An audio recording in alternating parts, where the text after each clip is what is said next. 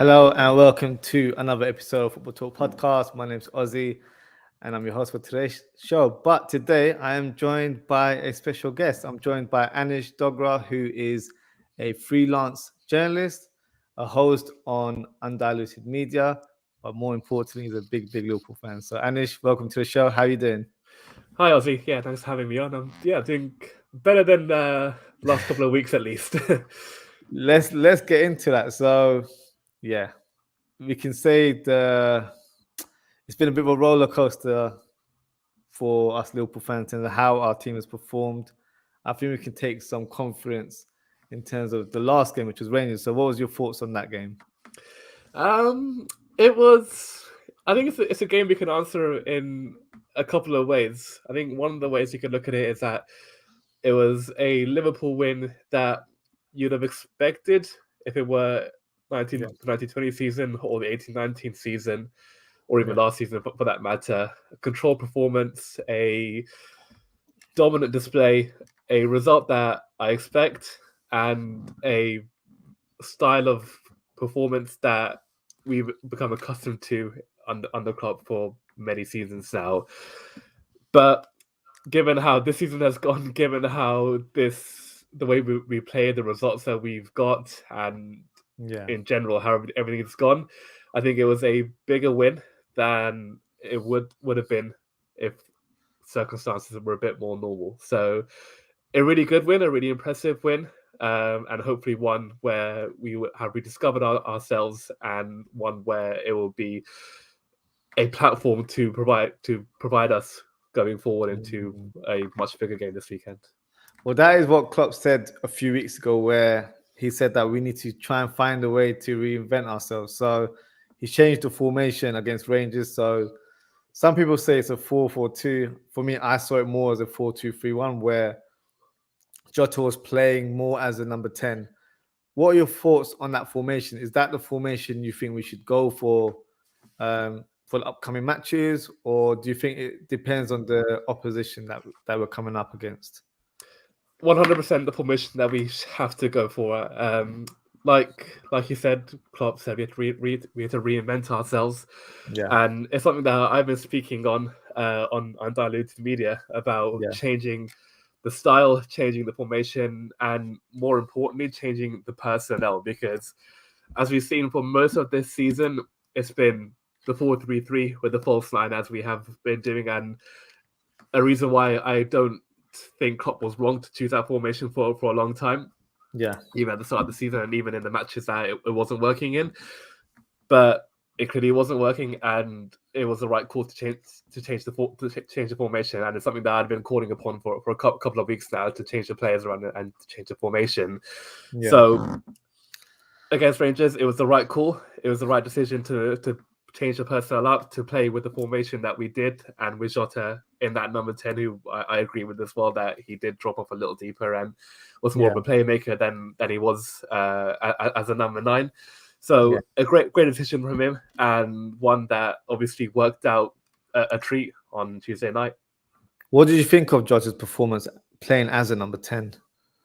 I thought he did tremendously, and I've had a long time to think about this and to analyze Jota's performance, and I wasn't totally surprised by the way he played, because when we signed him from Wolves in 2020 now, so it's been 2 years now he's been a Liverpool player, and when he came in, he was a right winger at Wolves. Correct me if I'm wrong, but I think that's where he predominantly played. He sometimes played on the left as well.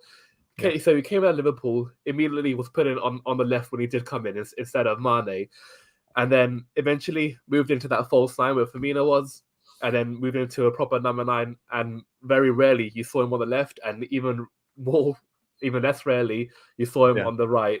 So that shows that Jota, since he's come to Liverpool, he's been used in all 3 positions across the front 3. And in each position, he's performed admirably, and he's done a very, very good job. And it's also shown his versatility in each position. And because of how well he's done it in all 3 of those positions in the past, and now with Liverpool, it made me think that if he played into number 10, a position he's never played before, it made me think that it would be no problem at all for him to slot into that area to be as effective as he has been. And I thought he was fantastic. I think there was one moment where Nunes had that left-footed shot against McGregor. He ran in between the two centre backs and he shot first time. Yeah. And Jota, who played that pass in that number 10 area and sliding the ball through. And in general, he was the one who was like kind of linking up the play. He was getting involved on the left with Diaz and on the right with Salah, and it was a real refresher to see him play like that, to see him perform like that. And I think it's a position where he could definitely learn more. And again, given his age as well, and the fact that he can still grow, he's still developing. And like I said, because he's only been at Liverpool for 2 years, you can definitely learn a lot more and change his style of play, even as a number 10. Yeah, I'm probably going to play a bit of a devil's advocate here. I did a match reaction after the show, and looking back, I think I was maybe a little bit harsh. I do like a player's rating after a match. I think I gave him 7 out of 10, and I was giving some of the players 8 out of 10. The reason I gave him 7 was I think one of his weaknesses that I see in his gameplay is his link-up play. I don't think that's not his strong sort of skill set, in my opinion. So I think off the ball, he was really good. I think his movement was great. He was picking up different spaces where I think Rangers just didn't know how to defend against him. So that was definitely a plus point. But I feel like when he was on the ball, he didn't do as much or wasn't as effective, in my opinion. But it's quite funny that you say that when he played for Wolves, he used to play on the right-hand side. Whenever he's played on the right-hand side for Liverpool, I think he's always been awful. I don't think he plays really well on that side. I think centrally, he's phenomenal in terms of you look at his stature, you're thinking he's not going to win anything in the year, and he scores a lot of goals with his head. On the left-hand side, he can be predictable at times, but obviously when you're a right-footed player, it does predominantly happen in that way. So yeah, I think we're both fans of Jota, but it's just I have a different viewpoint in terms of how I've seen play. We've got a few comments there, so apologies, guys. We started the show a bit late, so yes, as you can see, we are live. So apologies for the delay. Just got a comment here from Harvey Brewster 097. I think we need to keep our formation the same as we played against Rangers. We need to keep this momentum up. I couldn't agree anymore.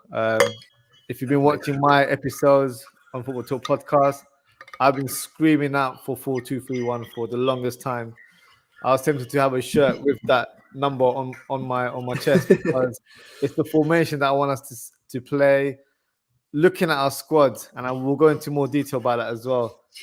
The crop of players we have is so suited for that 4-2-3-1 formation. So yeah, I think Klopp's kind of seen the light in terms of changing that formation because he's been quite stubborn, I think, this season where he hasn't really changed it much. It's always been the same kind of tactics, formation.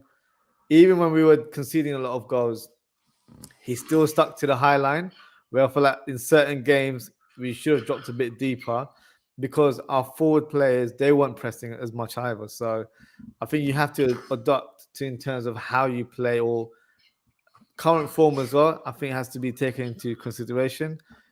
Just got another comment here from Jota 99. So yeah, I don't think he's gonna like what I just said about Jota, but his comment is he's a lad from Portugal, better than Figo, don't you know? Yeah, that's a good. That's up there with one of our best chances. Up there with Bobby's chant, and I think it's up there with Virgil van Dijk's chant. And I think that there's not many better than those three right now. No, I think I would say at this stage, I do like Bobby's one quite a bit. Yeah, Bobby for me is number one. It just flows so well.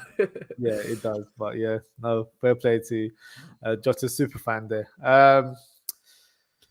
Okay, so we've talked about the formation and we talked about the last game. Let's kind of, because we haven't spoken about Liverpool. I think the last time me and you had a conversation on Undiluted Media, it was I think we were trying to go for quadruple. So obviously that backfired a little bit. I vaguely remember. I think it might have been just before the 2-2 draw against Man City at the Etihad. Yes, exactly. So it's been a big contrast since then.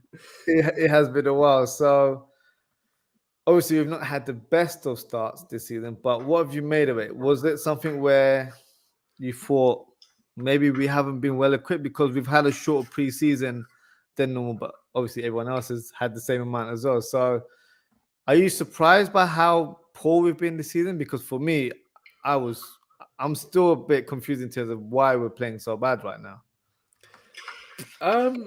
Yes and no. I was surprised in the first three matches, so Fulham away, Palace home, and United away.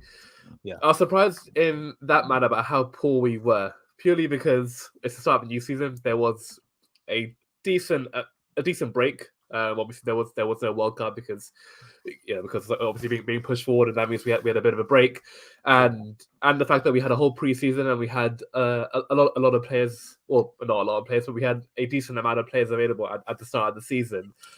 So the first three matches, I thought, this something is not right, and it was really poor. But then, as time went on, as we had more and more poor results, aside from the Bournemouth game, which is of course an anomaly. But even if you including that Newcastle match, I know we won, but it was by far from a convincing win. It was a real huff and puff and real struggle. And then you include Everton, Brighton, Napoli, of course, and however many matches we've had since then. It's made me realize that it's not that much of a surprise in one way, because for one reason, I think there's still a little bit of a hangover from the end of last season. When you look at how it ended, we were an Aston Villa capitulation away from winning the Premier League title, and a Thibaut Courtois masterclass from winning the Champions League. And that's all it was, the finest of margins. And if you were any one of those players, and you would feel a little bit hungover from that. You did so much possible, and it was such fine details that cost you that. And I think that's one reason for why we started so poorly. And the second, I think, it's also some players playing within themselves, playing on reserve, the likes of Van Dijk, Thiago, Fabinho, Firmino. Those players are going to be playing in the World Cup, not playing to their absolute maximum, thinking that they might get injured, they might suffer from their form, and eventually they won't be included in the squad at all. And I think that particularly applies to Van Dijk. And this is probably the first time I've ever criticized him, because I don't think any of us have had the right to criticize him so far because of what he's done for us. But it's made more sense for me to think why we started so poorly, and I think it's also the personnel in the form in who we played for much of these matches, aside from Rangers on Tuesday, playing Elliott in our midfield. And don't get me wrong, I absolutely love Elliott. I think he'll be a wonderful player for us in years to come. But right now, given his stature, given his physical ability, and what it takes to play in that Liverpool midfield three, he's not got it right now. And then playing Henderson at a position as well. So you're kind of playing with two midfielders who are not effective in those positions. So I think all those factors and all those reasons are factors why we've not started so well, and why I'm not so surprised of how we started. But as we saw on Tuesday night, there is signs of recovery. There are signs of players showing that they aren't going to throw in the towel so quickly. Van Dijk especially, I thought he was tremendous on Tuesday night, and showing that we can actually turn it around sooner rather than later. Yeah, that's an interesting one you said about the players holding back for the World Cup. Me personally, I'm trying to be a bit, devil's advocate today as well. I don't see that. I get your point in terms of why some players would do that, but I think out of the crop of players that you mentioned, I think Thiago doesn't get selected as much for Spain, so I'm not sure about Thiago. But Van Dijk is obviously a starter, and I don't see even a 50% Van Dijk will still get into that Holland team, in my opinion. Probably a bit rude, but that's how I see it. And I think Van Dijk it's more the fact of his injury. I think that's playing on his mind. He didn't go to. I can't remember if Netherlands qualified for the Euros or not. I feel like I think they did. They did. They did, but he didn't go because he wasn't fully ready. I think he came back from his injury, but obviously he hadn't played for the entire season, and I think that's definitely played on his mind. Like not getting an injury and not missing the World Cup, and obviously the age that he is 30, 31 now. This is probably the only World Cup he'll ever play in because he's not gonna. He'll be 35 when the next one comes around, and it'll be quite unlikely that if he plays. No, it's an interesting point. I didn't really think of it in that way, so I do find it interesting. In terms of what you said about Harvey Elliott, I have to co-sign that one because I'm a big fan of his. I like the way he plays, but we have to look at his age. He's 19 years old. Not his age really, but I think because we didn't recruit midfielders in the summer, I think we're paying a price for that right now. So we're rushing him into the team where he's good enough to play in the first team, but he's not good enough to start every game. And we're heavily relying on an untested youngster, in my opinion. So for me, that comes down to our owners, where they didn't really fully back the manager in terms of acquiring a midfielder. I think it was pretty obvious that we needed a midfielder in the summer. So it's unfair to criticize Harvey Elliott. I think he's done well whenever he's played, but he's not quite there tactically in terms of playing that right side midfield role because he's great in more advanced positions, but defensively, he's always left gaps. And unfortunately, that's exposed Trent on the right-hand side as well at the same time. So just got another comment here from Harvey Bruce 097. Do you think the scum Manchester United will finish above us this season? And then not a chance. Not absolute, not a chance. After watching them today, and they feel that they're a pretty strong team. Anthony played, I think. Ronaldo obviously played. Eriksen, Bruno was there. Malacia, De Gea. They had their nearest full strongest 11, and they got very lucky against a team I had not heard of until today. So absolutely no chance at all. Yeah, is it Ammonia or something? They're anonymous to me. That's the closest pronunciation I can get. I was watching the game today, and obviously when you see the score line on the top left, and you see the abbreviation OMO, I actually thought that was their name. OMO. That's it. That's all I thought their name was. So there's no way Manchester United are finishing above us. Yeah, I don't see it happening personally, and that's just not my pride or anything talking. I don't think they're a better team than us. We're just going through a bad patch. They've gone through a good run of games, but obviously I think they got put into their place over the weekend. So yeah, rightly so. Rightly so. It is what it is. Let's talk about our opposition. So Arsenal. Are you surprised in terms of how strongly they've been so far this season? And second part to my question, do you see them as serious title challenges? Well, to answer the first part, no, I'm not surprised whatsoever because if I'm analyzing them from the back of last season, in fact, the last 2 seasons, because I think when Arteta came in, he's had 2 full seasons now, and he's had his third. He came in halfway, I think, in 2019-20,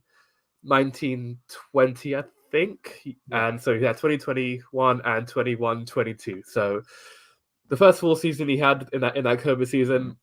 Not fair to judge him on that campaign because they weren't his players. He had so many rotten eggs in that club: Aubameyang, Willian, David Luiz, etc., etc.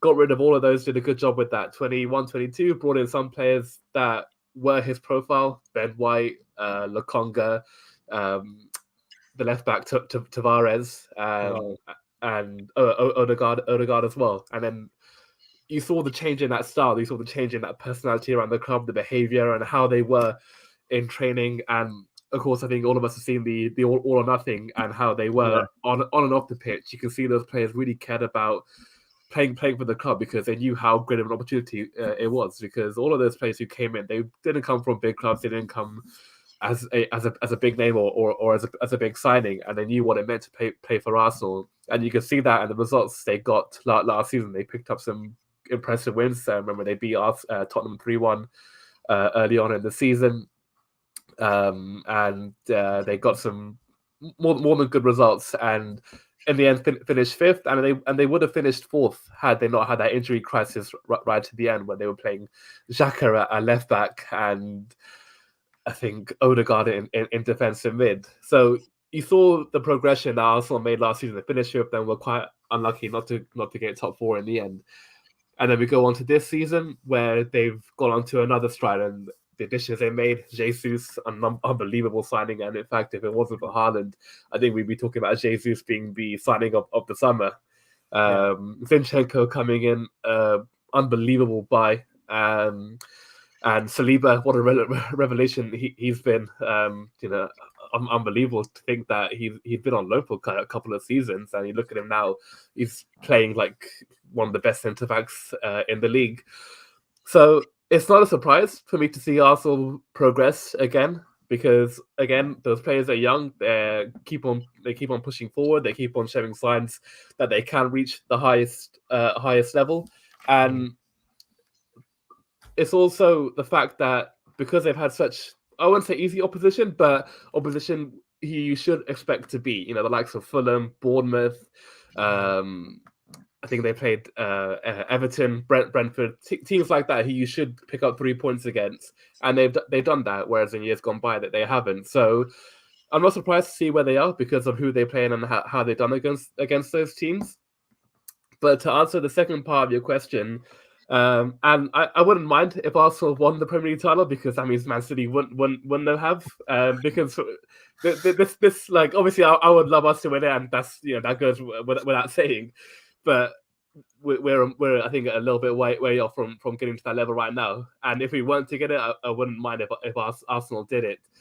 But to answer that second part, I don't think they'll do it right now purely because I think their squad is a little bit too thin right now, and as we saw against Manchester United, and even though they also played Tottenham, but they usually always win the home derby against Tottenham, especially when it's at their ground. But as we saw against Manchester United, they were still a little bit naive in that game. They were really on top, and they should have taken those chances when the game was only 1-0 down, and especially when they got level at 1-1. But they were naive. They were playing a high line. Rashford exploited that space, and they scored again. And then Arteta was also naive with his decisions, taking off a left back, putting Martinelli in that position and bringing on Smith Rowe in left mid.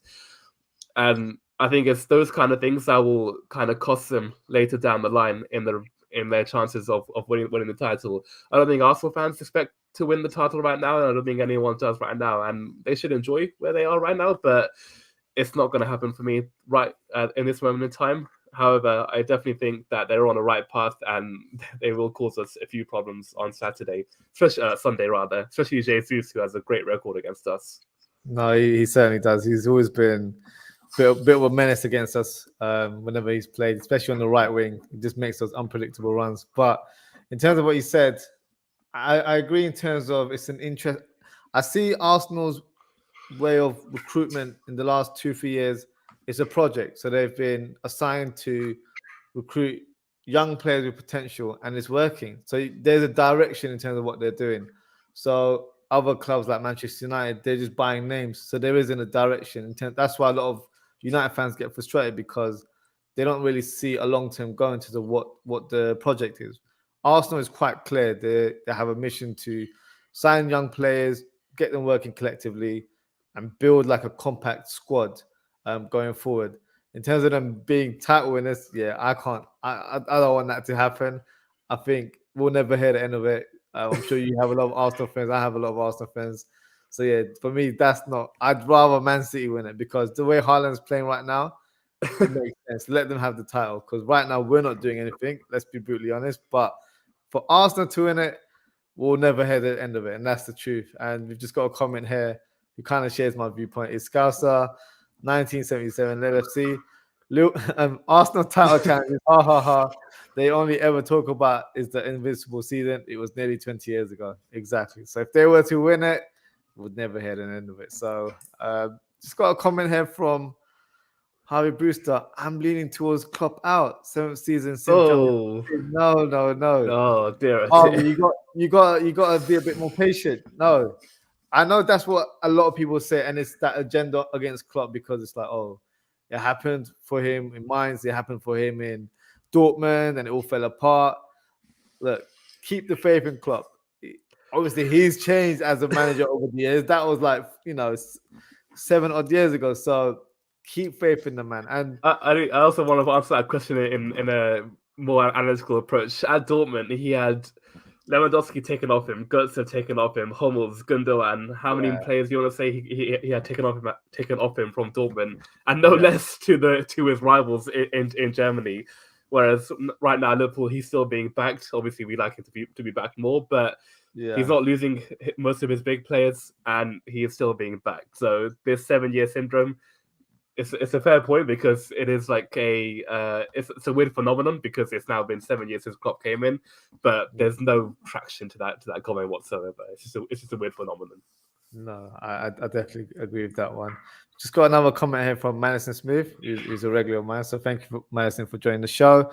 This is a little off topic, but am I the only one who thinks that it's possible for Man City to go undefeated? 30 games to go is a lot, but it is in the back of my mind. And you're saying that as an Arsenal fan because of the invincible one, so it makes sense to know why you're thinking like that. Anish, what's your thoughts on that? No, and I'll tell you why. I know a lot of people think of it right now that they look very, very scary because of Haaland and the amount of firepower they got. I want to talk about how the time might come where Haaland doesn't score as many as he is right now because, yes, he's a freak of nature, and yes, he probably will break Salah's record, and he probably will break the the Shearer and Cole record in the 42-game season about the amount of goals they get. Yeah, but strikers don't score hat tricks every single game. It's just not possible. It's not a fact, and it will never be a fact because there's a reason why the Premier League is the hardest league in the world. It's because the defenders and the quality and the physicality is unmatched in any other division across Europe. And City right now, they're conceding a lot of goals, even though they absolutely humiliated Man United on Sunday. On Sunday, they still scored 3. Newcastle scored 3. Palace were 2-0 up against them a while back. So they are conceding goals. And I always felt with Man City, even the year they got the Centurion and the season after where they got 98 points, I never felt they were that good defensively. I always felt that you can't get at them. If you were brave enough on the ball and you got through that front press, you can always get out their defense. And it's not that strong, and it's definitely you can definitely penetrate it. So no, I don't think Man City will go unbeaten. And if there were a team who could have gone unbeaten, they would have been us in the year we won the title. We were 10 matches away or something like that. It was Watford, however many games I was left. So no, I think you'll keep your invincible title for a little while longer. Yeah, I think now it's more difficult than it was 20 years ago because we've just been pointing out this is when invincible season happened due to the fact of the number of games that everyone plays. So I think last season we probably played 60 odd games, and I think Man City was the same as well, or just a bit less. So it's very difficult to maintain that invincible sort of record. And also, I think the way the Arsenal team used to play, it was a lot of draws that they end up having during that season. So they were not 12 draws, I think. Yeah, so they weren't really playing to outscore the opposition or blow teams away the way Man City are currently doing, because Man City are playing, I want to use Klopp's term, heavy metal football, where we're just going for goals, but they're very vulnerable at the back. Like you said, they're conceding a lot of goals. So that won't continue as the season goes on. So I feel like there will be a time where they might have a small patch where Haaland will score a lot of goals. Let's make that brutally clear. He will score a lot of goals, but there will be a period where he might have a dry patch here and there. Unfortunately, he's had bad injuries in the past as well. So they can't really rely on Haaland to score all of the goals in that sense. And I think they have shown a bit of vulnerability in terms of teams have gone at them and they've conceded. So it's just that we've been really poor and we can't seem to bounce back. As soon as the opposition scores, we just get deflated even more. So yeah, it's just one of those. But no, I agree with you. I don't think Man City will go undefeated. So the team's record is pretty much intact for now, I would say. But yeah, it's an interesting one. Let's got another comment here from CFC Zola07. Most Liverpool fans are from London. True or false?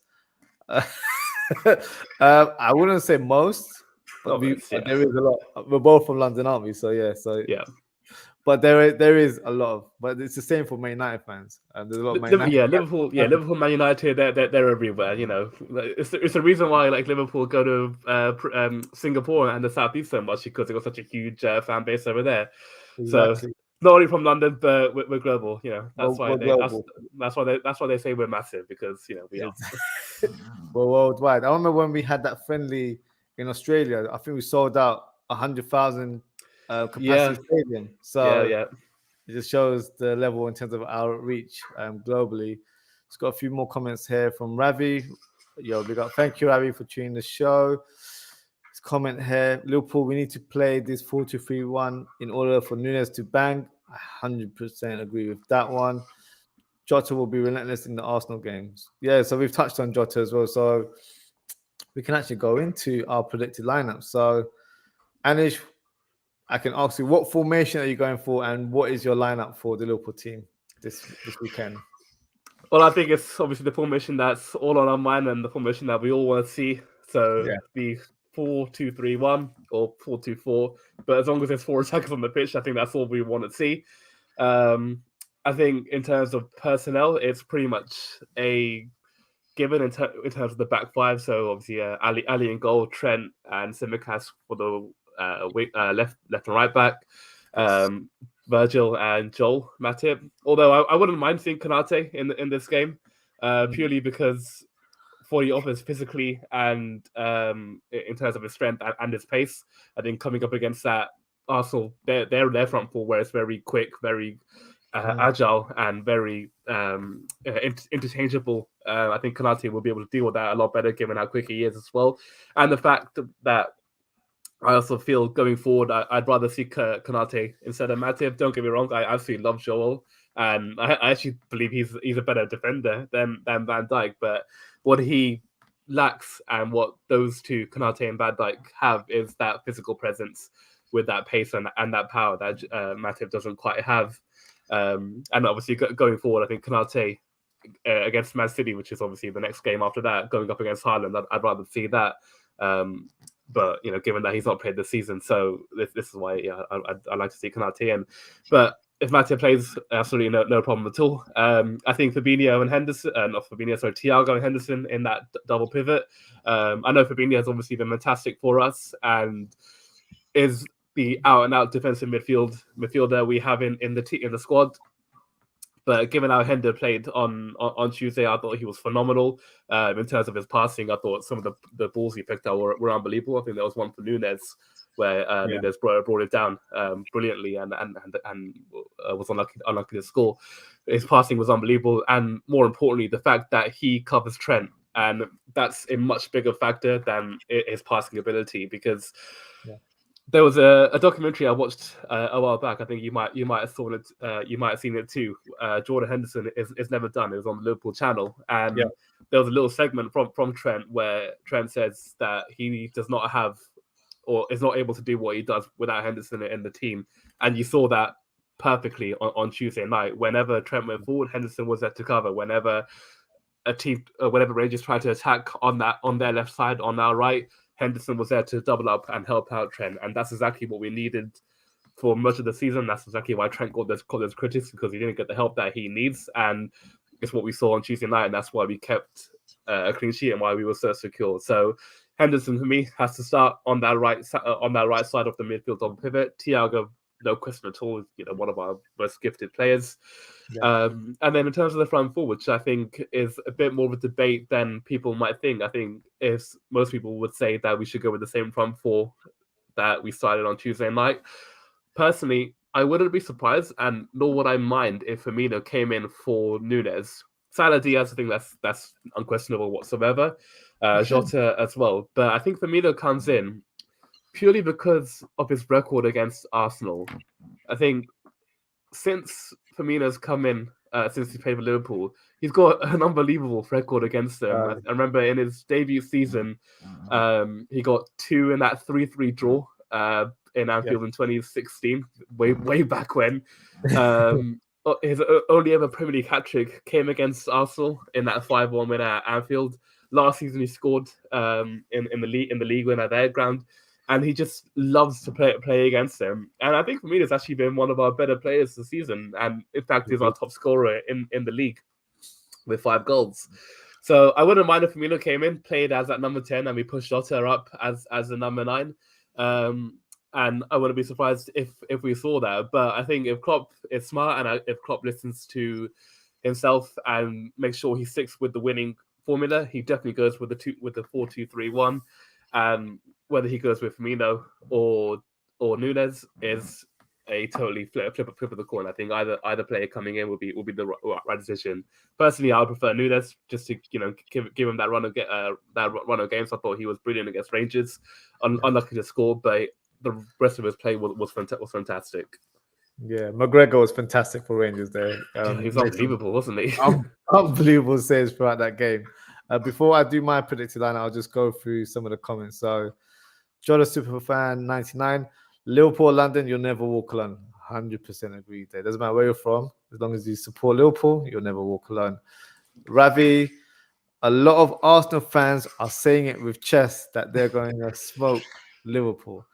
Well, they'll see what happens on Sunday. That's all I'll say. They should think like that. Why not? They're top of the league. They have the right to be arrogant, and we'll see now. I feel for them, this is a bigger test than it is for us, because everyone knows we are in a great pace right now, and we're not performing to the best we possibly can. But this is a real test for Arsenal. They didn't do well against Man United, against Tottenham. I think most people expect them to beat Tottenham, especially at home. So this is now the big test they got, against a team who did nearly did the impossible last season, and a team who they've not beaten properly since 2015, since 7 years now since they've beaten us. I know they beat us in 2020, the year we won the title, but by then we'd already won it. This is a real big test for them. Definitely. No, I agree with that. Question from Ravi: does Bobby start over Nunes, or should Nunes start? So Anish has said that he would start Bobby ahead of Nunes, so I think it's only right that I do my formation. So similar to yours, but a little bit different. So obviously, Alisson goes without saying, starts in goal. Back four will be the same, in my opinion, that played against Rangers. So Trent, Matip, Van Dijk, and Tsimikas. I agree with your point in terms of Konate. It would be nice to see him play. I think it's just too soon in terms of he's just come back from a long injury. I remember he had a phenomenal game last season against Arsenal as well, where Martinelli would I think he had a better game where he skipped past Trent quite a few bit, and then you had Konate covering him. So that definitely helped in terms of defensively. Took Trent out of the picture there sometimes. So that was a good point from him. But I think it's too soon to place him in the lineup right now. So midfield, from what I know, and this is just a rumor, I think Thiago's not available for this game. Apparently, he had a slight injury after the Rangers game. So I don't know if that's true or not. It's a slight calf injury, so it's not a long-term injury. It's just something that will keep him out for this weekend. So I might be, believing the rumors right now, but based on that, I just thought, let me be a little bit different. So I've gone for Fabinho and Henderson midfield, if that is the case. Otherwise, I would start with Thiago and Henderson, similar fashion in against Rangers earlier this week. So my number 10, or my 4 attackers, I would actually like to see Firmino play as a number 10. That would be my choice for this game. And then we mentioned Salah, Diaz on the left, and then Nunes leading the line. That would be my formation for this game. I think it's a little bit adventurous, but hey, that's how I like to play football. So it is what it is in that regards. Just got a few more comments here from Harvey Brewster 97. We need to get rid of half of this squad. Keita, Chamber, etc. are trash. And he's gone on to also say, Mjolnir is so done at the club. He's a dinosaur. So let's quickly talk about the squad. Do you agree with that point? And do you think next season or next summer, I should say, it will be a complete revamp where we will sign a lot of players due to some players running out of contract or due to age? How do you see the plan for next summer? Well, I think Harvey's absolutely right. Like in terms of replacing Keita, Ox, and Milner, I think the manner he said it is a little bit harsh. I don't think either of them, any of them, are trash. You know, Keita came in as being one of the best Bundesliga midfielders. Ox, when he came in, we could see he was going to be the guy until he got that ACL injury. And Milner's been one of probably our greatest ever free signing. I don't think there's many you can name above him. And the service. Matthew will give him Matip is a very close run, but for me, James Milner, and the fact that he's still going at 37 years old is a bit of a joke. So he's definitely right. I think they all should have gone. Really, I think they should have gone at the beginning of last season, really, in 2021. Because if you're looking at all three of those players, I think we should talk about Keita and Ox, especially given that they cost us a lot of money, and they came in as as potential to be proper Liverpool midfielders for a long time. But the fact that they haven't done it for Ox since let's say since 2019, I think we should. 17-18 was a good season for him. 18-19 he was out for the whole year, and then 19-20 he had the chance to prove himself, but he did okay in parts and didn't do great. And then 2021 didn't do great again. So he should have gone in that season. Same with Naby Keita from the get go. Came in, hit miss, injury prone, injury prone, etc. So they really should have gone at the beginning of last season. That's when we should have changed. Got rid of them too. We could have got a decent amount of money as well, given that they had 2 years on their contract at the time. Yeah. Shipped them on, got some other players in, and refresh the squad. So to answer this question, yes, they will be gone. I think almost certainly Milner won't be given a new contract. He'll either retire or be given like a player coach kind of role. Yeah. And even I think the thinking of giving him a new contract for this season, which at the time I thought was the right decision, but I think the thinking was to have him around the club because it's a great decision to have, given the experience he has, given his leadership qualities. But there was no intention for him to play as many matches as he is right now. But as long as he is around the club, he will always be an option to play in the team, and we can't have that anymore. You can see in the way he's playing right now, it's too much for him, and there's no reason to be angry about that because he's an old player. You can't expect that from him. Yeah. Ox will be gone. I think we all pretty much know that he's got 10 months left on his contract, less than that, and I think we all know he's not going to be given a new one. And Keita, I think even though we've heard some rumors that Liverpool do want to keep him, I don't know why. I don't know what they see in him. I don't know what Klopp sees in him. But hopefully he won't sign a new deal, and he'll be gone as well. So with 3 players out next summer, I think we'll definitely be talking about more players coming in. Of course, there's the one we've been hearing about every single day, and I'm getting very tired about hearing him every day. First initial J, second initial B. And hopefully it does happen because he is an unbelievable player. I think we all saw the goal he scored for Dortmund last night. Yeah. Against Sevilla. I mean, what a goal that is, and the fact that he's captaining them at 19 years old, definitely one that we need to get in. Just no matter how much he costs, he's 19 years old. That's our centre midfielder sorted for the next 12, 15 years. I don't care if it costs 100 million. It's going to be a great investment.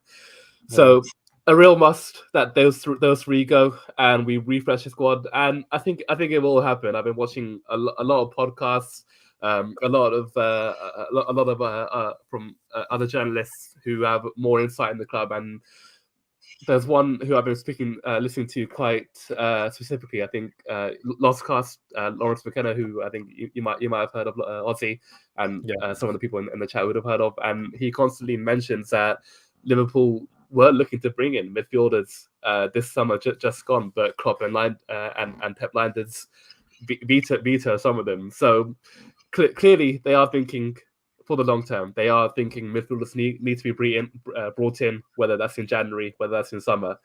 And it's going to be a matter of time. It's going to be a matter of time before those 3 players are gone and we see some new players in the team.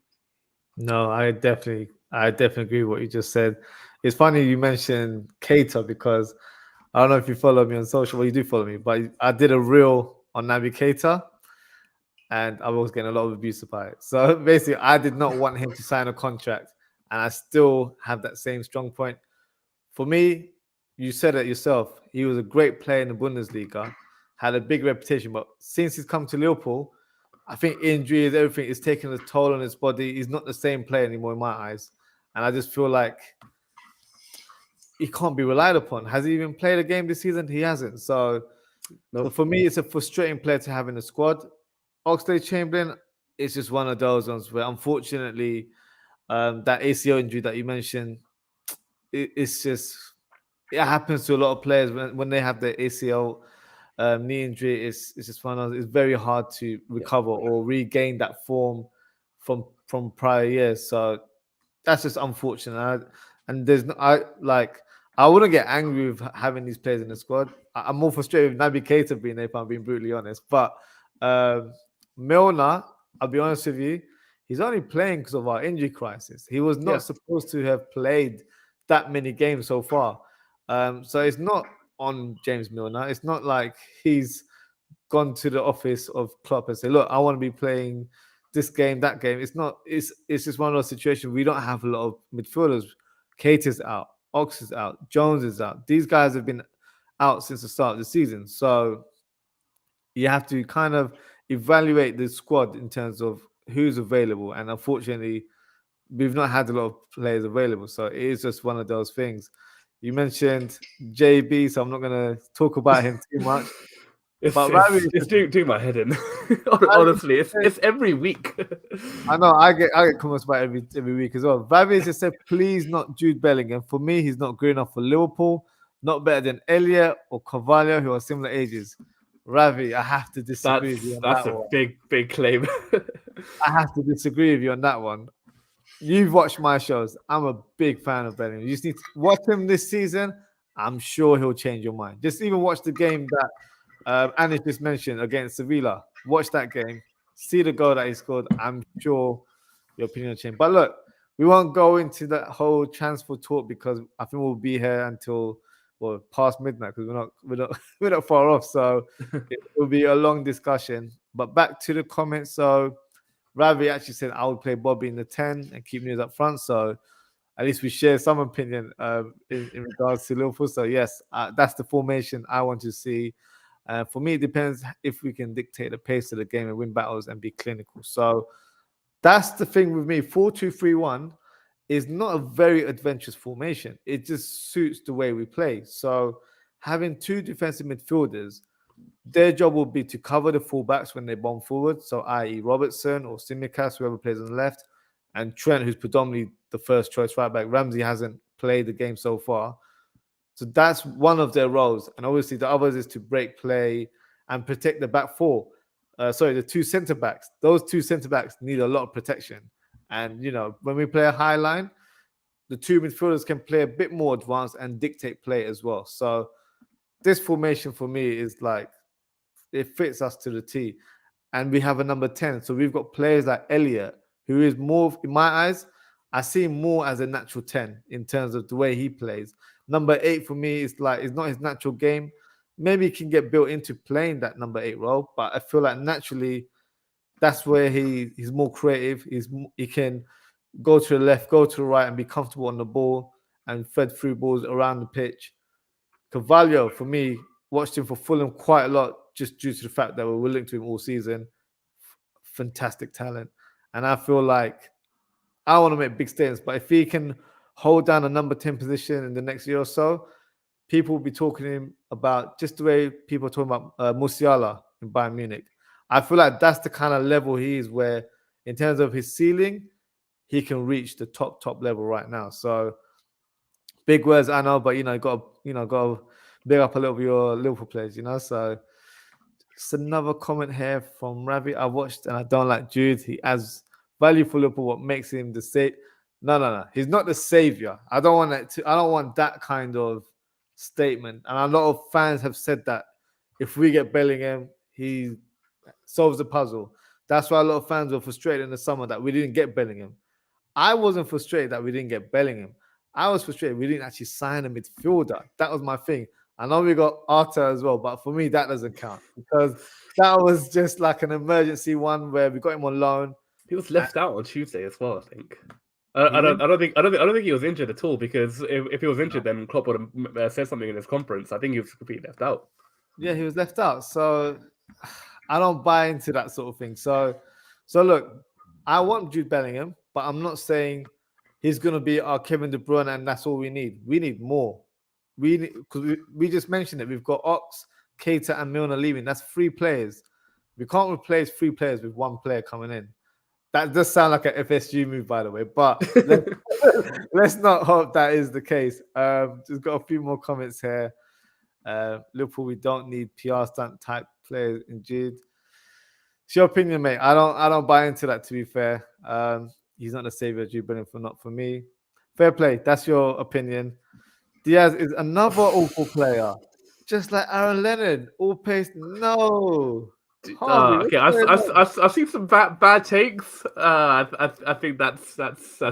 Yeah, Harvey, that's harsh. Harvey, that's harsh. Come on, that is Aaron Lennon. You know, that's harsh. That's harsh.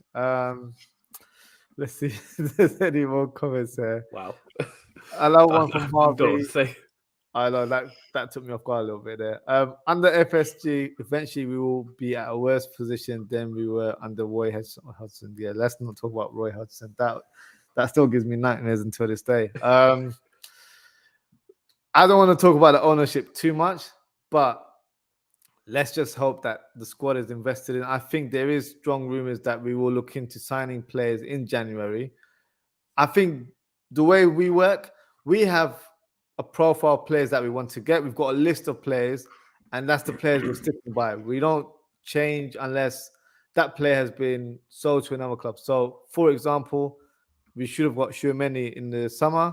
He went to Real Madrid, so now you've got to look for another option in the list now. So, I think that's how we operate. We have targets, and that's the players that we want to get. So, I feel there's a lot of stubbornness as well with Klopp and the ball. Not, I guess a little bit with the ball, but more so with Klopp, because I'll give the best example of all. Klopp said he never wanted Salah. what more need to say than that? But it was Julian Brandt, isn't it? Julian Brandt. And I think he also wanted Mario Götze instead of Sadio Mane.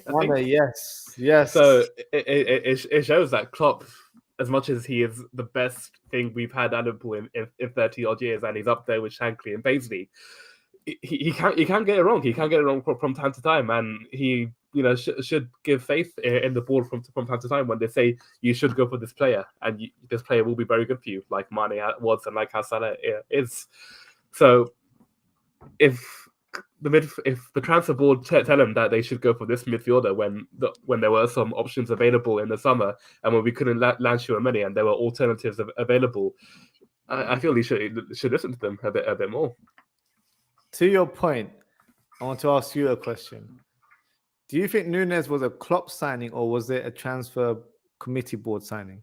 I think it was definitely a Klopp signing, because I'll answer this question in a bit of a longer part. If you look at the signings we've made since when did Thiago came in 2020, right? Yeah. So yeah, you look at the signings we've made since then. We signed Thiago, Núñez, Carvalho. We signed Newcastle and Canate, but they were more shoe-in players and signings you'd expect. But you look at those profile kind of players, they're completely different from what we signed between 2016 and 2019. Small, agile, robust midfielders. Thiago, Núñez, and Carvalho, and Elliott as well, if you want to include that as well. Yeah, those profile of players are nothing like what we have gone for in the years under club. The likes of Mane, Jota, Wijnaldum, Keita, Oxlade-Chamberlain. So to answer that, yes, Núñez was definitely a Klopp kind of signing, and you can see the way he is and the way we've played in years gone by. Núñez in years gone by would have never fitted that profile of what we have, with that false nine and then the fast wingers cutting in. So yeah, I think Núñez was definitely a Klopp signing and one that he wanted rather than the board or the transfer committee. That's interesting. Do you think Klopp always wanted to switch the formation to a 4-2-3-1? Because I feel like Núñez was signed to fit into that system. I don't know. That's how I see it. It just seems like a more balanced team with a 4-2-3-1 if you've got Núñez leading the line. I think, yeah, to use that example, when we were playing 4-3-3, sorry, in the last few years, we had a player like that in our squad in the name of Divock Origi, who never started. And like, this might be a bit of an outrageous claim, but currently, I don't see that much differences between Núñez and Origi. The only thing with Origi is that he's hit his ceiling. I don't think he can progress any further. Núñez is very young and his ceiling is a lot higher. Like, if he continues to progress, he can definitely be one of the best strikers, not the best, one of the best strikers in the world. So I do feel like it was in the Klopp's mind that eventually we would switch to a 4-2-3-1 formation. Maybe that's why we wanted to sign Tchouaméni in the summer as well, because he would have fitted perfectly alongside a Fabinho or a Henderson or Thiago in that midfield. So who knows? We'll never know the real answer to that question, but it's like it's interesting. I think there is a bit of truth to that answer. I think firstly you're spot on with that Origi analogy, because if you look at their profile, very similar, aerial, quick. Yeah. Want to run it behind one and can hold the ball up. So very similar kind of profile. Obviously, Núñez can become better Origi given his age and what he's already done for Benfica. But to answer that question, I do actually think Klopp's always wanted to switch to a 4-2-3-1, because if you look at Dortmund and in those title-winning years, yes, that's the formation he played. Lewandowski up top, Götze in the 10, Royce and I think it was Blaszczykowski as the wingers. Yes. And I think it was Gundogan and Sebastian Hell as the two defensive midfielders. So you had one. Nuri Sahin would play as well sometimes. Nuri Sahin, but you look at those profile of the defensive midfielders. You had Gundogan / Sahin as the deep line playmaker, like you see with Thiago, and you see Kel Fabinho as the destroyer, as the protector of that back four.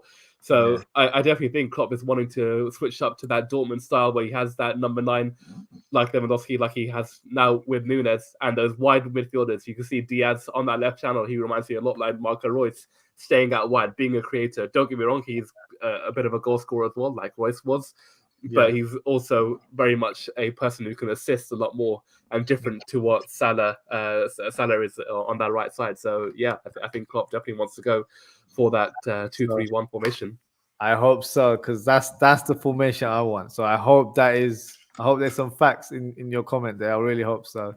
Just and speaking of comments, let's go through a few more. So Jota Superfan 99 at Harvey Brewster, all of our players are awful or trash. No, come on.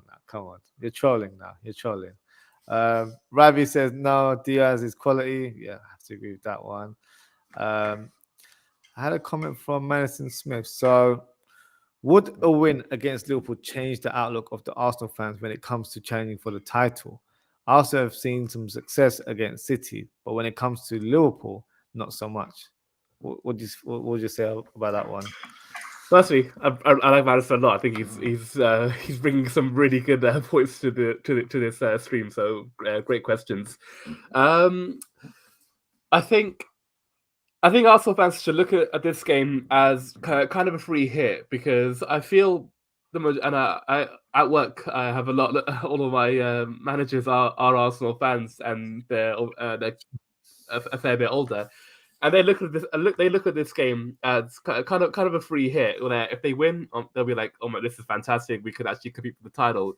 But if they don't win, they lose, they'll be like, it's a reality check, and it's a fair assessment, because we are not at the peak of our powers right now, and I think Arsenal will be. I think they will get there eventually. They keep recruiting that they keep hold of the players who are doing very well right now, and I think it shouldn't change Arsenal's outlook. I think they should be proud of whatever's happening right now. No matter what happens this weekend, they'll still be in the top 4, and they will still have had a brilliant start to the season. Even if they lose, it'll be 7 wins from 9 matches, and it will be an unbelievable start to the season. So they shouldn't be surprised if they lose. They shouldn't be surprised if they win. But no matter what happens, they shouldn't be disappointed. I think if Arsenal were to win, the fans will be showing so much cockiness that it would be unbearable. So, look, we'll see how it goes. But yeah, I think they will. I think, to quote Ravi, they'll literally be showing up with their chest, because for them it's like, well, it's the so-called title challenges. So, you know, step away. Arsenal's coming for the title. But yeah, I think it's too early to say any of those kind of statements. But as fans, you know, we're emotionally driven, so we will come up with those kind of random moments here and there. To see if we've got any more comments. Another comment from Madison Smith. I feel if Real Madrid don't get Jude, Man City will somehow get him for a short while. We will see, though. Listen, I'll be honest with you. We want Jude Bellingham. Let's keep, well, not Ravi, but a lot of us do want Jude Bellingham.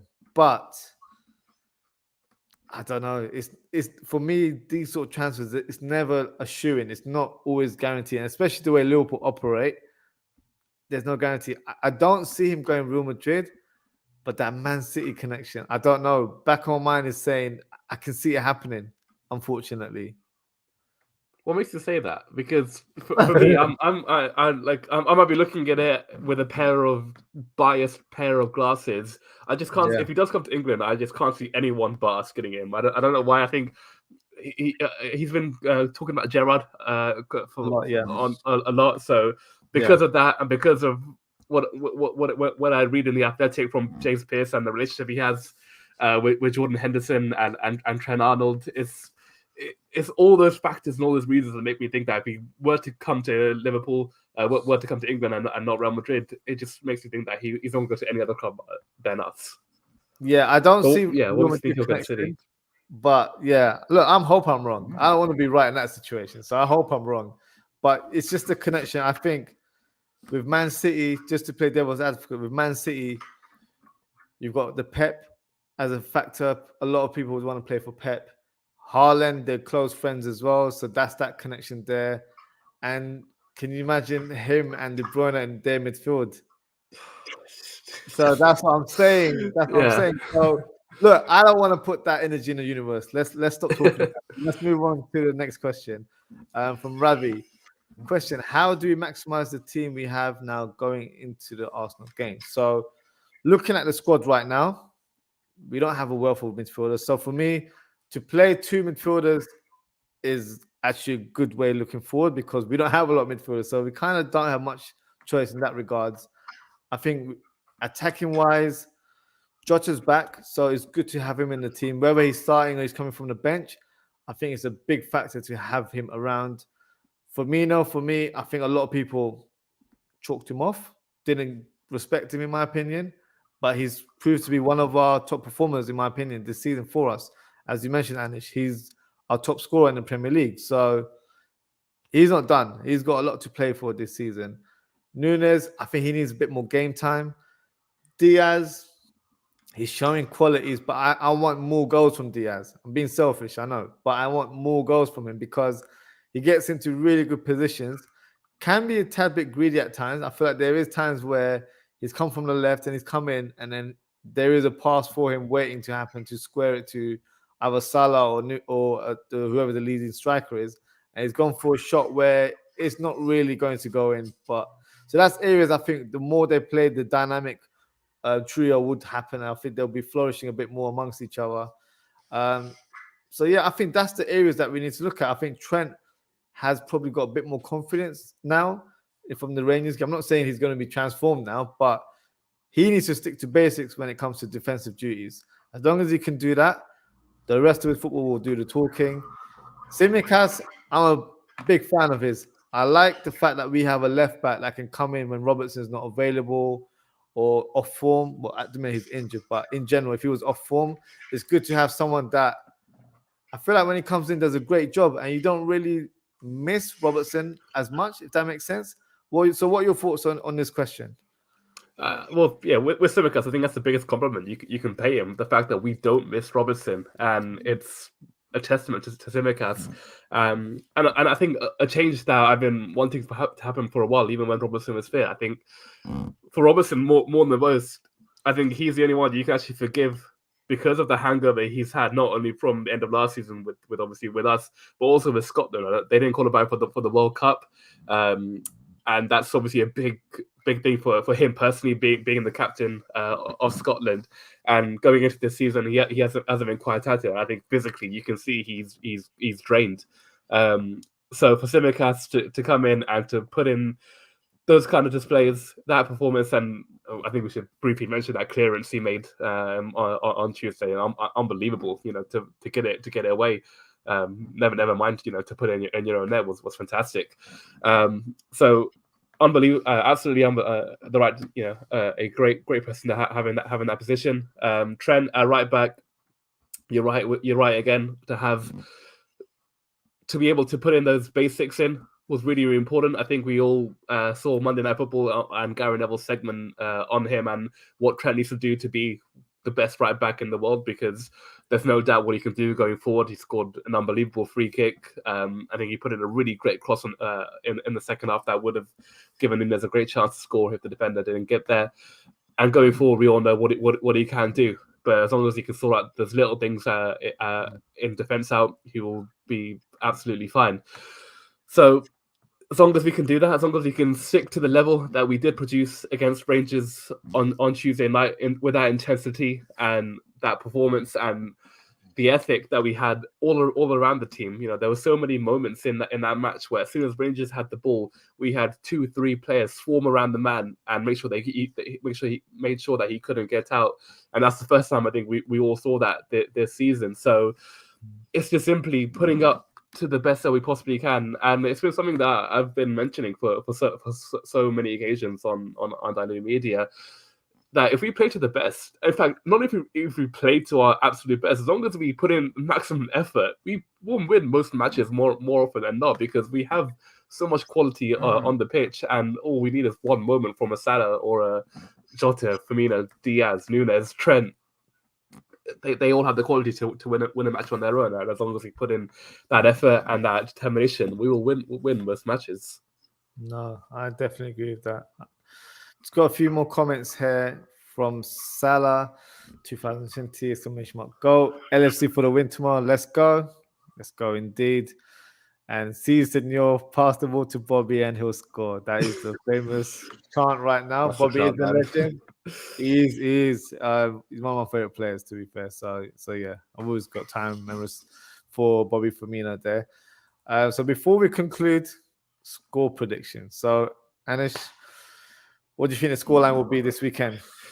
Tough one to answer. I think if we are at our absolute best, like I just briefly mentioned, if we played to the level that we did against Rangers, with our effort, with our determination, with our energy on and off the ball, and our aggressiveness to win the ball back, I think we do win the match. 1-0, I think, or 2-0 at most. If we're any less than that, then I expect us to be turned over like we have been for most of the season. Oof. So it all depends on how we turn up, and I think that's the kind of prediction I'll make. So if we're at our absolute best, I think we win. If we aren't, then Arsenal win the game comfortably 3-1. That hurts to hear. My prediction, I have to be Mr. Optimistic. I'm going for a 2-0 win. I think if we play 4-2-3-1, I can see us controlling the game better, which has been one of our weak points. And I can see us being more aggressive from the first minute, because that's been another area where normally we're pretty much on the go as soon as we start kickoff. But this season it's been, I don't know, it's like we're not fully awake. Like we don't react until the second half. But by that time it's too late because the other team have scored. So even against Brighton, we conceded like 2 goals in like a space of 5 minutes. So that's the worrying thing about Liverpool's current form. So I'm hoping, respectively, Rangers weren't the strongest of oppositions midweek. But sometimes in football, to gain that confidence, you just got to have one of those games where if it's against a lesser opposition, it just kind of rejuvenates everyone and pumps you up a little bit more. So I'm hoping that's happened, that whole Space Jam effect where the players have been back to their normal selves and then can definitely go at Arsenal this weekend. So it's interesting you make that point about Rangers, and I can't quite remember, but it's the true story. There was a manager a long time ago, back in the 90s. I can't remember who he managed for, but a few days before the season, I think he set up a friendly against some real trash opposition, and he got his first team to play them. They won like 10, 11, 12, 13-0, whatever, just to get their confidence up and make them think that they are absolute top dogs. And that's kind of quite applicable to what it was against Rangers on Tuesday night. It was the perfect game for us. Rangers were not good. They were not good on the ball, and we absolutely humiliated them. If like we said earlier, if it wasn't for McGregor, it would have been 4 or 5-0. And that's exactly what we needed. And it's got the confidence up. Everyone's feeling a lot better. We all feel a lot better going into Sunday. And hopefully, from what the players took from that game, they will put that into Sunday. No, I definitely agree with that. I think the good thing about the game against Rangers was that Klopp could trial that 4-2-3-1 formation. If he wasn't confident about it before, I know we both said that that's what he wants, but maybe he didn't think it was the right time to introduce it. I think that game was the right time to do it. Obviously, if we'd lost, then we'd be probably having a different conversation right now. But it was the time to see how it works. And he mentioned afterwards as well that they only had one training session to work in that kind of shape. So if that's off one training session, can you imagine if they do this week in, week out? So for me, I'm more excited now than I was a few weeks ago. It was a lot more downbeat in terms of how we're performing. Obviously, you still keep hope alive in this sport, Liverpool, but I'm confident a bit more, and I feel like with this switching formation, we should do a lot better. So yes. So before we conclude the show, I know we spoke about Arsenal and Liverpool quite heavily. Obviously, it's a match preview show, but it's also match week 10 in the Premier League. So I thought it's only right that we have a look at or have one eye on the other fixtures this week. So I'll share the graphic for you guys right now. So the first fixture, and me and Anish will do some score predictions here, is Newcastle versus Brentford. So Anish, how do you see that game going? Straightforward for Newcastle. I think Brentford hit a bit of a snag recently. I think Tony's goals have dried up a little bit. In Bomo and I think who's the other one? Wisa, I think is the other winger. Yeah, and so I think yeah. So I think they're not quite out at the moment, and they're a little bit dry. And Newcastle had a brilliant result last week at Fulham. Having Callum Wilson back for them as well is absolutely huge. I actually think he's probably one of England's best finishers. The only problem is that he just doesn't stay fit for long enough. So yeah, I think it'd be comfortable for Newcastle, and yeah, I see no problems there for them. No, fair play. I'll go for a Newcastle win as well. I think they'll win. I think they'll win 2-1. I think that will be the result. Bournemouth and Leicester City. So Leicester City, I believe that was their first win on Monday night. So you'd expect some confidence into that team now. How do you see this game going? I think this is a little bit more tricky to answer than not, because Bournemouth have actually been okay since that 9-0 loss against us. They had that brilliant comeback win against Forest. They were 2-0 down and won it 3-2. I think they had they drew 0-0 last weekend. They had another. They've had three draws since then, and against opposition where they should have could have lost. I think one of those games they had to play with 10 men as well, so it was very, very impressive.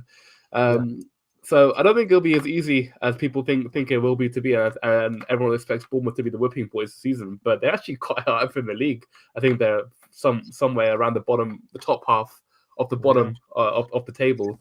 I think Leicester will win. I think with Maddison, he's absolutely on fire right now, and I think he'll want to keep on showing why he deserves to be on that plane to Qatar in November. So I think Leicester will win, but I think it'll be close. I think a 1-0 or a 2-1 for them. Yeah, I'm going for a 2-1 win for Leicester. I think due to the form of Maddison, and do you think he should be selected for the England squad? Absolutely. I think there's no question about it whatsoever. Even he should have been selected for the games that we had a couple of weeks ago.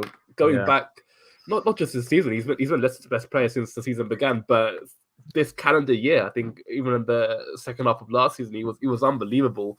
So for him not to have been included in those October matches was it was a typical Southgate move, really, and a real disappointment for him not to have been included in those matches to see what he can do.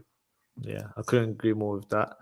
Okay, Man City versus Southampton. So, how many goals is Haaland scoring in this one? I think the record is 5-1 match, right? Yeah. Yeah. I think today is the day you get 6, maybe.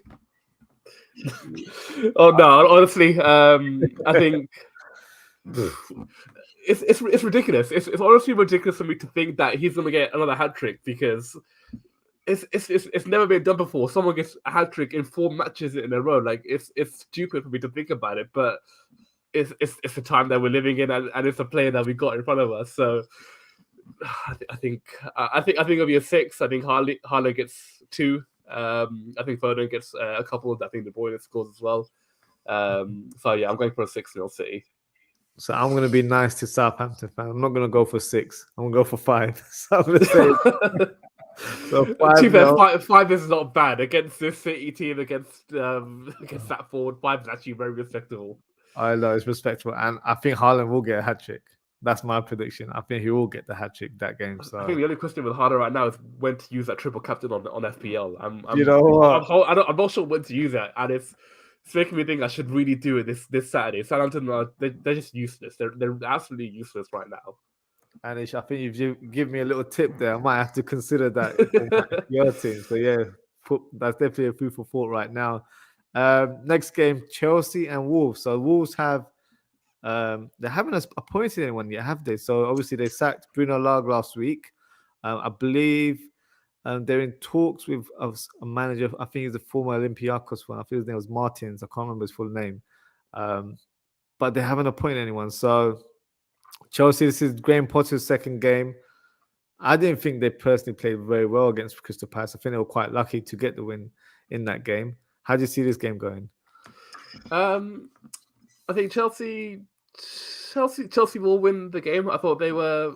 Well, I'm not sure how good they were on last night. Even I know it was a convincing result for them and performance, but Italian football is rubbish. It just is. I'm not going to be around the bush. It's an absolutely useless league. Juventus are terrible.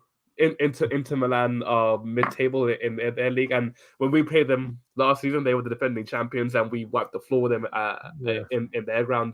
And even though we lost at home in the return leg, we would have won that game if we didn't hit the bar on 4 occasions. And Milan last night were rubbish. I think other than Rafa Leao, who I think deserves a special mention, I thought he was good. Top player, very, very, very good player. I think hopefully one that we're keeping an eye on for the future. But they were just pathetic, and it shows the standard of Italian football and why Chelsea was so comfortable winners. So I think it was a good win for Chelsea last night, and I think they'll take confidence from that. I think it'll be a much harder game on Saturday, even though Wolves sacked their manager. But as we've seen on so many occasions in the past, particularly with Bournemouth right now, when a team sacks their manager, you often see a reaction from the players in the immediate result. So I think Chelsea will win, but I think it'll be a much tighter game than people will be expecting. So I think a 2-0 Chelsea at best. Okay, I'm going to go for a 3-0 win for Chelsea. I think Wolves, despite signing some good players over the summer, I don't think they've done well to improve at this stage. I think because they haven't got, well, from what I know, I don't think they've appointed a new manager as of yet. So I don't know who's leading the team right now. So I think because there's a lot of assistant coaches, I think for Saturday. Okay. And also I saw there Lopetegui, he got sacked by Sevilla to just this morning. I think he's quite heavily linked as well with Wolves. Yeah. Oh, I did not know that. Oh my god. Yeah, okay. I just saw that today. Oh, so that might be, you never know, that might be a future appointment there itself. So yeah, so I think there's a lot of uncertainty at Wolves right now. So I'm going to go for a Chelsea 3-0 win. Brighton and Tottenham. This is actually a good pair in my opinion. This will be a good match. How do you see this one going? Yeah, I think that this is probably one of the standout ties of the weekend, aside from our match against Arsenal. Brighton, unbelievable. As we saw last week, they're fantastic. The way they play football, they're up there with like my favorite teams to watch right now. I think other than in fact, there's no one right now in the league who I'm enjoying to watch right now other than they're playing the best football by they're a playing mile. absolutely wonderful football. They're so energetic. They're free flowing. They don't care who they play.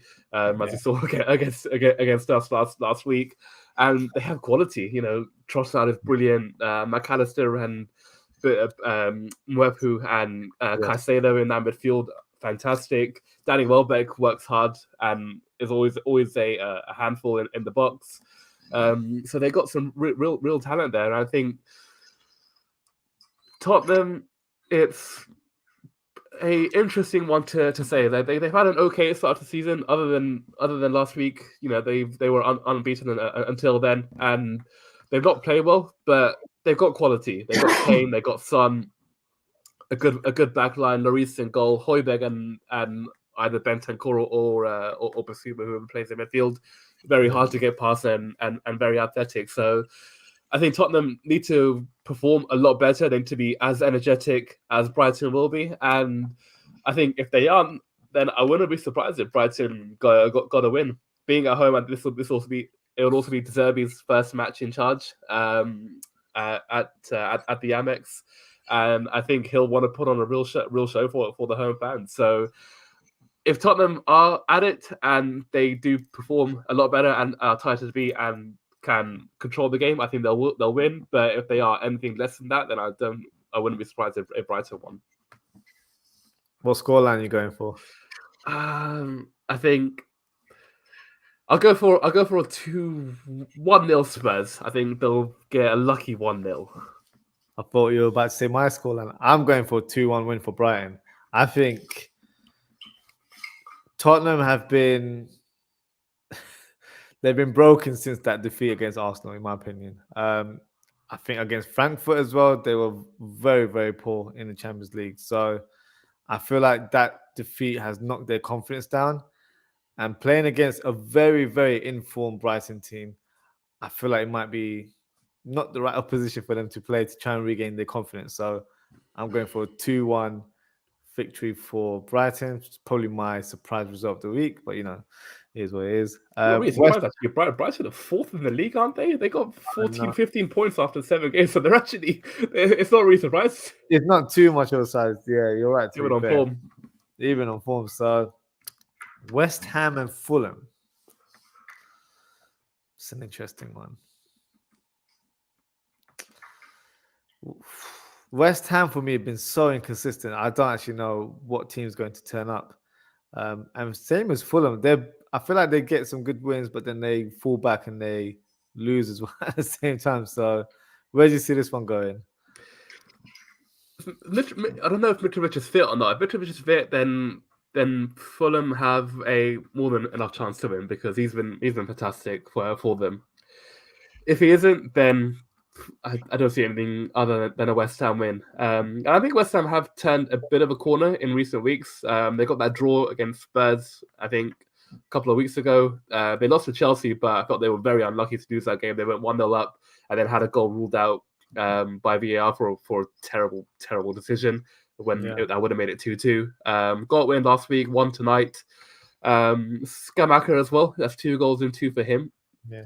And he's obviously, he's been the guy to get those goals because last season and the season before that they relied so heavily on Antonio, and that's been quite unfair on him. So yeah, I think West Ham do win this game, being at home and a London derby, of course. I think they'll win it, especially if Mitrovic isn't available. So I'll go with the 2-0 win for West Ham.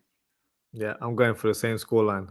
From what I know, from what I've read today, I don't think Mitrovic is available for this game. So we'll have to double. If you've got an FPL team, might worth double check on Friday.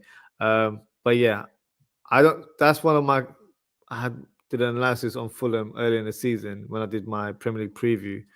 That was one area I thought with Fulham where if Mitrovic isn't in that team, where the goal's coming from, because there isn't a consistent outlay in terms of goals coming from different parts of the area, of the team. It's literally coming from one person, or maybe the odd one from here and there. But he's that soul of that team right now. So if he's not there, I can't see anyone scoring or being a force where they take the mantelpiece and continue that goal scoring form for the team. I don't see anyone doing that. So I'm going for a 2-0 victory for West Ham in that fixture as well.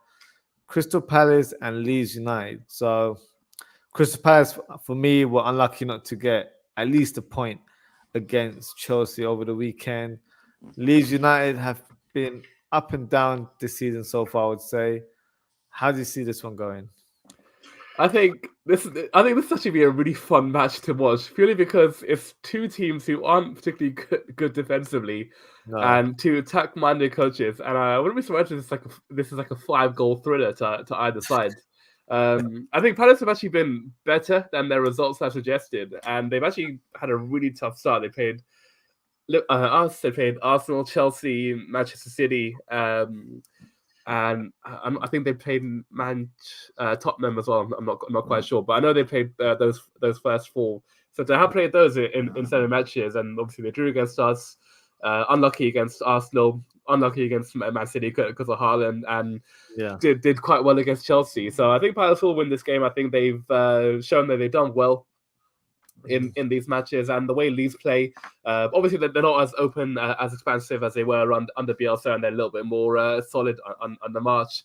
But I think Palace have enough quality with Zaha on the pitch, Eze and Olise, of course. I think those three have more than enough quality and enough skill to win the match. And even though Leeds haven't got Sinistera for this match, obviously got the red card last week, I still feel they got enough quality in that team with Rodrigo and I can't remember the American Aronson, I think. Oh, Aronson, yeah. So they got enough quality there. I think Bamford will be back as well, which is a big boost for them. He's a great striker for them. So I think this will be a really fun game, and I think Palace will win this 3-2. Oh, that's a good one. I think it'll be a draw, but it will be a lot of goals. So I'm going for a 2-2 result for that one. We've already done a prediction for Arsenal and Liverpool, so we'll move on to Everton and Manchester United. So 2 of our rivals there. How do you see that? Can both teams lose? Is that possible? Like, can we have if both teams finish with 7 men on the pitch and 6 red cards? I think that'll be the dream. That's something I think. I love that to happen so much.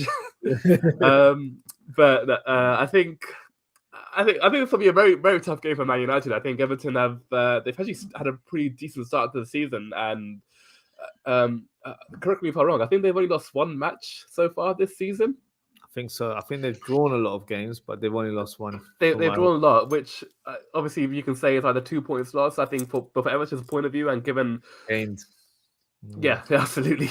And given where they were last season, how close they were to being relegated, and the fact that they've just been rubbish. They've been rubbish for so many seasons, and they've not really been close to being European contenders, even for a Europa League or Conference League spot since the days under Moyes.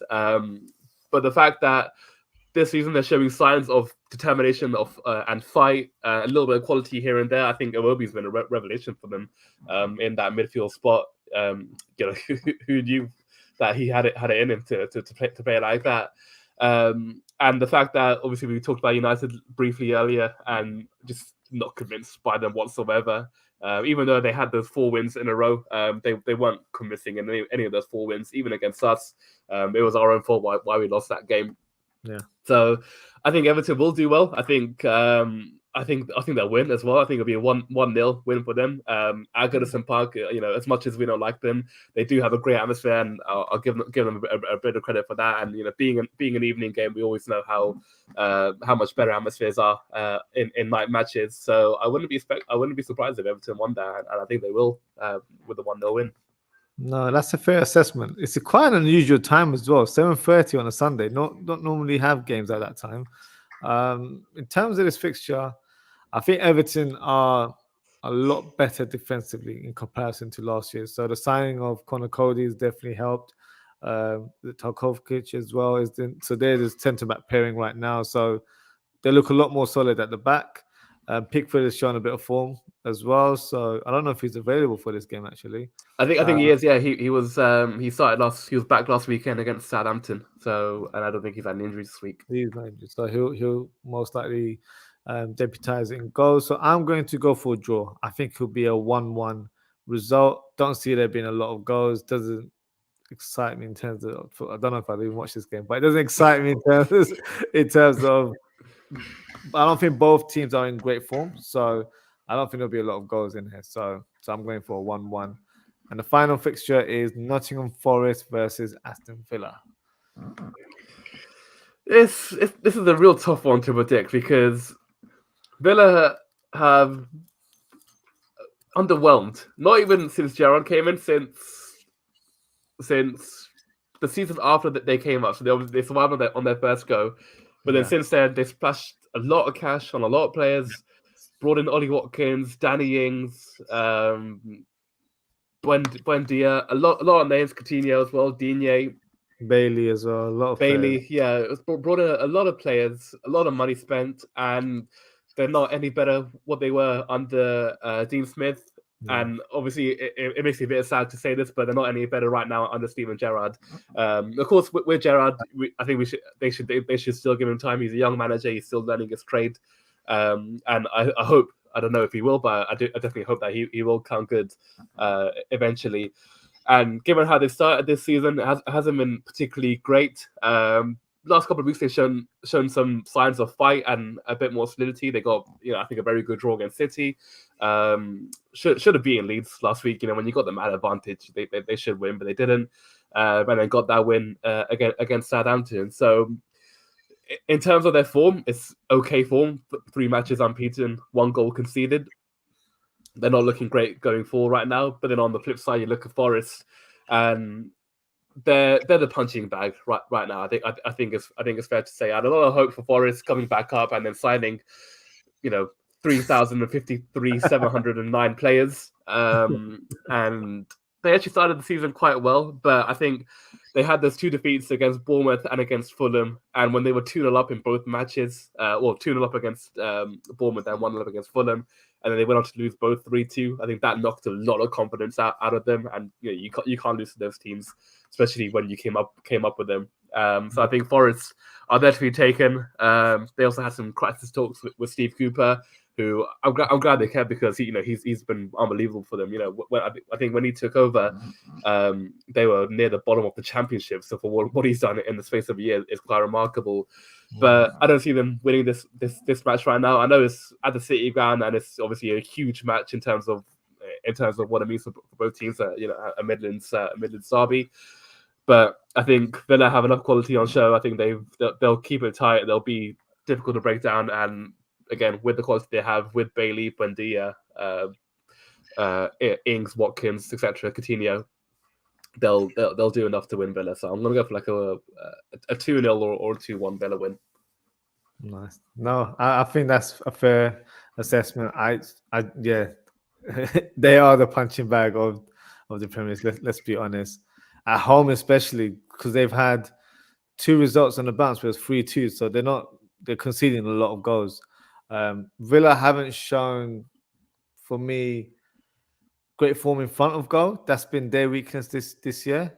They haven't scored a lot of goals, in my opinion. So, having said that, I will go for a Villa win, and I think it will be 1-0 to Villa. So yeah, interesting run of fixtures there. So we'll see how that goes. But that concludes our show for today. So thank you to everyone for tuning in. It's been a long show, hour and a half. So thank you, Anish, for tuning in. Anish, please let everyone know where to follow you on social and how to subscribe to Untitled Media as well. Absolutely, yeah. Thank you for the plug. So yeah, on Twitter, it's Anish Dogra. Instagram, Anish_Dogra 96. And then, of course, with Undiluted Media, we're on YouTube. Just simply search Undiluted Media. We haven't been streaming for the last couple of weeks, but we'll be back this week to do a similar kind of thing that what I've done with Ozzie tonight, and we'll give a bit more deep analysis on the game this weekend. Perfect. No, thank you, Anish, for joining the show. It's been a pleasure talking all Liverpool as always. So yes, everyone, please, if you haven't already, don't forget to like, comment, and subscribe. Next piece of content will be coming up on Monday. So I'll be doing a roundup of all of the games. Hopefully, I'll be in better spirits after the Arsenal and Liverpool game. In fact, I might even do a match reaction. So let's see. Well, I will. If I'm promising, I'll promise. So I will do a match reaction on Sunday evening, and then yeah. So make sure to tune in. Take care, everyone. Stay safe and have a good evening. Good night. Yeah.